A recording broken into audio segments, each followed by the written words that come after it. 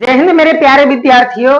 आइए आज मैं आपको इस क्लास में अनुस्वार और पंचमा अक्षर के बारे में आपको समझाने वाला हूं। तो आइए समझते हैं। कहता है कि अर, य, ण, न और म ये नासकीय व्यंजन है। इन्हें पंचमा अक्षर भी कहते हैं। ये अपने वर्ग के व्यंजन से जब हल रूप में जुटते हैं तब लेखन सुविधा हेतु इन्हें अनुस्वार में बदल दिया जाता है।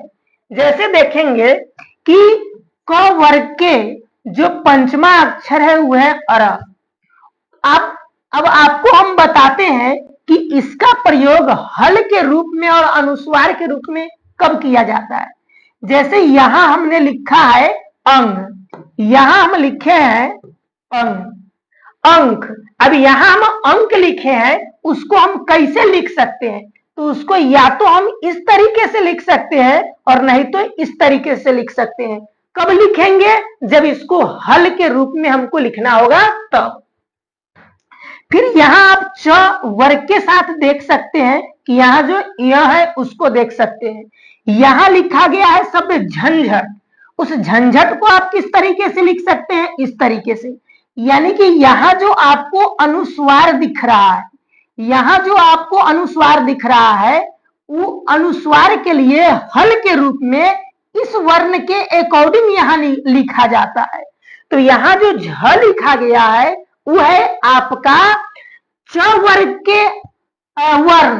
तो जब च वर्ग के वर्ण है तो इसको जब अनुस्वार को जब हल के रूप में लिखना होगा तो इसके पंचमा अक्षर को लिखेंगे। तो पंचमा अक्षर के रूप में यहाँ पर लिखा गया यह है आपका झंझट। यानी कि यह लिखिए या यह लिखिए, यह लिखिए या यह लिखिए, दोनों सही है, गलत कोई नहीं है। फिर आप ट वर्ग के साथ देख सकते हैं अरा को। इसको देखिए, जैसे यहां लिखा गया है आपको कंठ। क्या लिखा गया है? कंठ।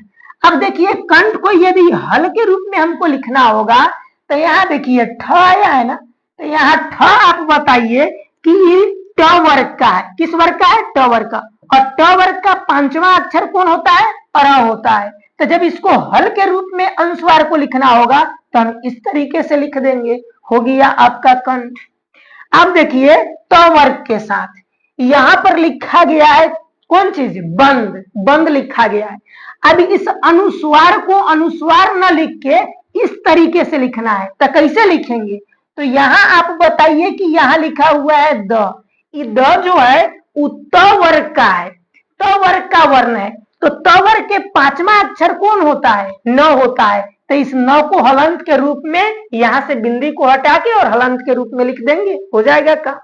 अब देख लीजिए प वर्ग के साथ प वर्ग का जो पंचमा अक्षर है वो है आपका म। जैसे यहां लिखा गया आपका कंप। अब देखिए इस कंप को हमको इस तरीके से लिखना है तो कैसे लिखेंगे?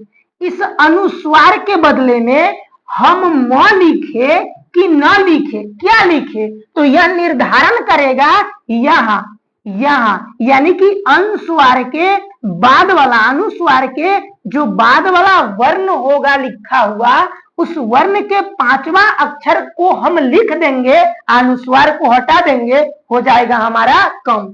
अब आपको बताते हैं, जैसे यहां लिखा हुआ है संयम, फिर यहां लिखे हम संस्कार। तो यहां पर जो ये वर्ण लिखा गया है, यहां दोनों जो वर्ण लिखा गया है इसको आप हल के रूप में, यानी कि यह हम कह सकते हैं कि यहां इसको न हलंत और म हलंत के रूप में नहीं लिख सकते हैं। बोलिएगा कि सर क्यों नहीं लिख सकते हैं? तो इसलिए नहीं लिख सकते हैं क्योंकि यहां जो वर्ण आया है वो किसी का पांचवा अक्षर नहीं है। अगर किसी का पांचवा अक्षर रहता, जैसे मान लीजिए कि यहां पर रहता आपका द लिखा हुआ, तब यहां द रहता लिखा हुआ, तब यहां न लिख सकते थे।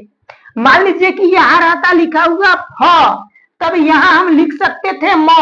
लेकिन य तो किसी भी वर्ण के पांचवा अक्षर नहीं है। तो इस अनुस्वार के लिए हम किसी भी हल का हल वर्ण का प्रयोग नहीं कर सकते हैं, नहीं होगा। फिर यहाँ देखिए संस्कार, संस्कार को भी नहीं लिख सकते हैं क्योंकि यहाँ देखिए र आया है, सॉरी यहाँ स आया है। यह जो स है आपका वह किसी भी वर्ण का पांचवा अक्षर नहीं है। जब नहीं है तो इस अनुस्वार को अपने ही जगह पर लिखेंगे। इसके लिए न हलंत और म हलंत का इस्तेमाल नहीं कर सकते हैं। तो हम उम्मीद करते हैं प्यारे बच्चों कि यह बात आपको समझ में आया होगा कि किसको हम पांचवा अक्षर के रूप में लिख सकते हैं और किसको नहीं लिख सकते हैं। बहुत बहुत धन्यवाद।